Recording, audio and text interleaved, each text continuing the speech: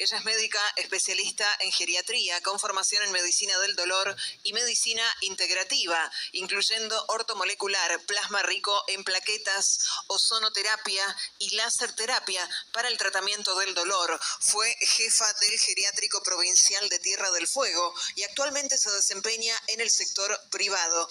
Damos la bienvenida a la doctora Viviana Lenz.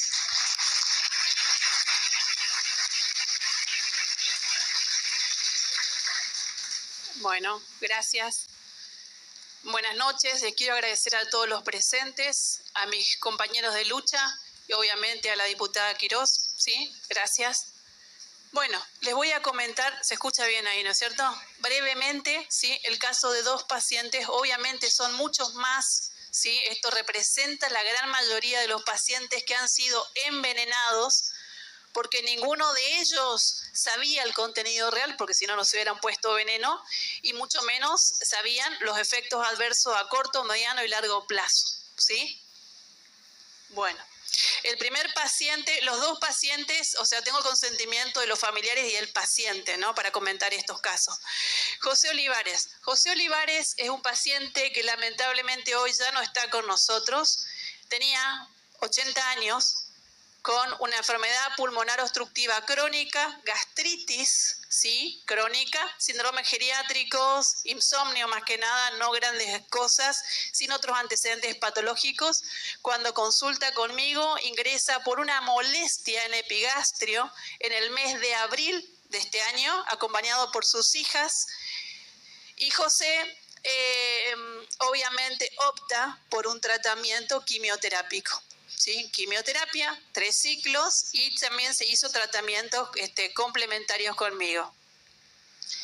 El diagnóstico, como les dije recién, es un adenocarcinoma de la mucosa gastroesofágica grado 4 invasor, con metástasis en pulmones y también en hígado, ¿sí? Ese era el diagnóstico del paciente. O sea, se comportó como un turbocáncer porque en el plazo de 3 meses José se nos fue, ¿sí? ¿Qué tenemos de antecedentes? Bueno, las inyecciones COVID, ¿sí? 2 Sputnik y una Pfizer.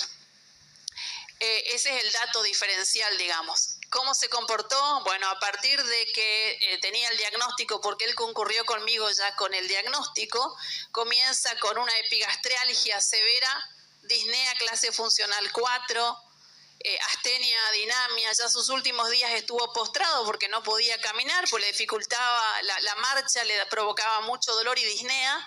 Bueno, y fallece en el brazo de sus hijas, yendo al hospital. La ambulancia concurre al domicilio sin médico y a los pocos minutos el paciente fallece. Es el motivo por el cual este caso se judicializó. Este es el número de causa, 46.377/2025. Hasta el día de la fecha se está esperando la justicia, porque la justicia está dormida.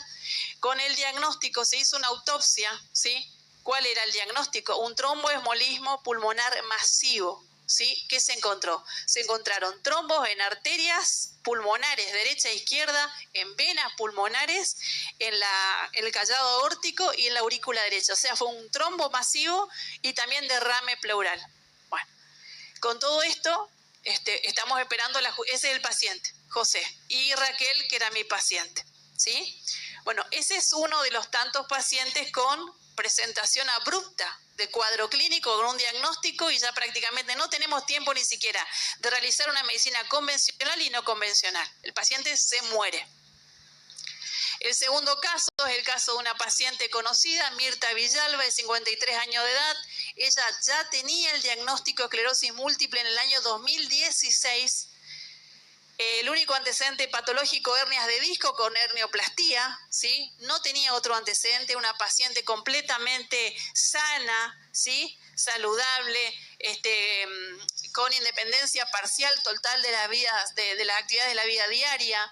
Era una paciente que corría, deportista, sana, ¿sí? Bueno, recuerden que yo estoy en Tierra del Fuego y para viajar nosotros tenemos que viajar en avión o bien vía terrestre, pero cruzar varias fronteras. En ambos casos nos solicitaban el carnet de vacunación completo. Y también los médicos que la asistían acá en Buenos Aires, pues ya tenía médicos neurólogos acá, le pedían que sí o sí se pusiera la inyección COVID. Entonces la coaccionaron, ella no se quería vacunar. Se puso, la primera fue una Sputnik y la segunda una Moderna.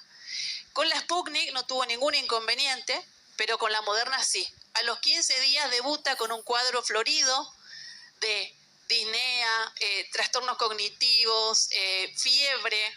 Ella tenía trastornos en la marcha, espasticidad, o sea, se reagudizó su esclerosis múltiple que venía estable, estaba perfecta, ¿sí?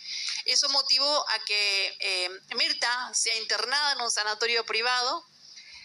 Bueno, ahí se la estabilizó, ella solicitó volver a Buenos Aires, vino a Buenos Aires y en Buenos Aires los médicos, todos los médicos que la vieron, coincidieron de que el cuadro de Mirta fue exacerbado por la inyección COVID.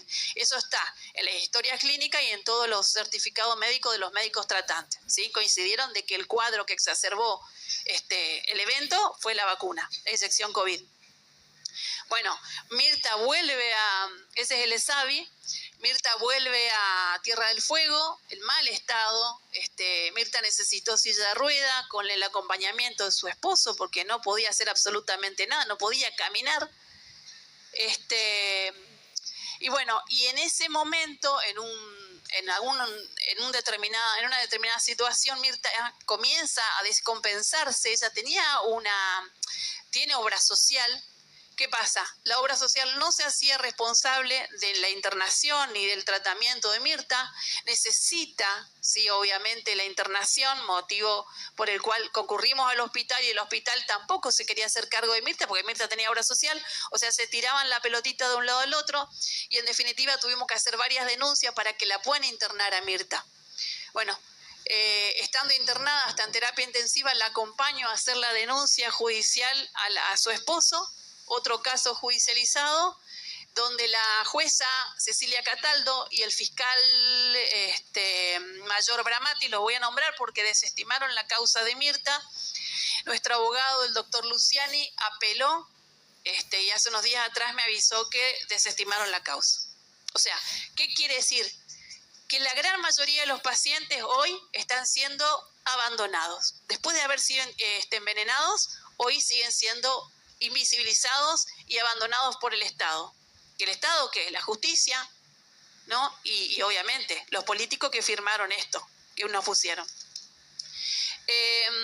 Bueno, ahí esa es Mirta, en silla de rueda. Mirta, bueno, ese es otro caso, que no vamos a tener tiempo, pero también hay electromagnetismo. Lo que les voy a mostrar ahora va a ser rapidito una muestra de sangre de mis pacientes, consultorio inoculado con las inyecciones COVID. Esta es una muestra de sangre normal, los glóbulos rojos bien redonditos, los eritrocitos, un glóbulo blanco, hay algunas plaquetas. Esa es la sangre normal, ¿sí? Que se debería ver en la gran mayoría de los pacientes, en todos. Bueno, una vez que se colocan estas inyecciones, se puede visualizar esto con un simple microscopio óptico de campo claro y campo oscuro, ¿sí? Una simple gota de sangre del dedo. Se puede visualizar y a medida que van pasando los días, estas muestras se van transformando, ¿sí? ¿Qué se puede visualizar? Bueno, se ven cuerpos extraños que no deberían estar bajo ningún punto de vista porque después ocasionan todas las enfermedades que ya sabemos, tromboembolismo, ACV, miocarditis, pericarditis, infartos, cánceres, todo lo que ya sabemos. Entonces, ¿qué se visualiza? Se visualizan estas burbujas, ¿sí? Que son microburbujas, microesferas. Algunos hablan de microbot porque estamos viendo con microscopio óptico, si no serían nanobots, con contenido en su interior que por distintos factores internos y externos, por ejemplo el pH, la temperatura, las radiaciones electromagnéticas, etcétera, esto se libera, ¿sí? Estas microesferas, las anteriores, tienen distintas formas, tamaños, incluso tienen fluorescencia, ¿sí? Y están recubiertas por un hidrogel que es tridimensional, poroso, que tiene propiedades fotovoltaicas, etcétera. Bueno, hay mucho para hablar de ese tema y también hay mucha bibliografía. Estas son una especie de microfibras, microtúbulos, ¿sí? Que también están dispersos, distintos colores, distintos tamaños. Es impresionante la cantidad de estructuras que no deberían estar. Fíjense, incluso tiene fluorescencia y este es el famoso óxido de grafeno, ¿sí? ¿Por qué digo que es óxido de grafeno? Porque es la misma visualización que se está viendo en todo el mundo, en las mismas inyecciones de COVID, ¿sí? Y en la sangre de los pacientes, no solamente en la sangre, sino también en la orina. ¿Está? Hay distintas formas, tamaño, incluso colores. Bueno, básicamente eso les quería mostrar. Hay mucho más para decir del tema de la sangre y la orina. Incluso se ven microantenas, como explicó el doctor, con las radiaciones electromagnéticas, ¿no? Sabemos que esto nos lleva a una inteligencia artificial, etcétera, etcétera. El transhumanismo, la hibridación. Bueno, y gracias, ahí la ven a la doctora. Muchas gracias por escuchar. Y la doctora, le quiero un homenaje pequeño a la doctora Miriam Dietrich, abogada. Ustedes muchos la conocerán. Una gran luchadora, ¿no? Que falleció este año justamente por cáncer. Ella no estaba bien inoculada, pero ya sabemos que acá hay otros factores. Gracias. Muchísimas gracias, muy amable.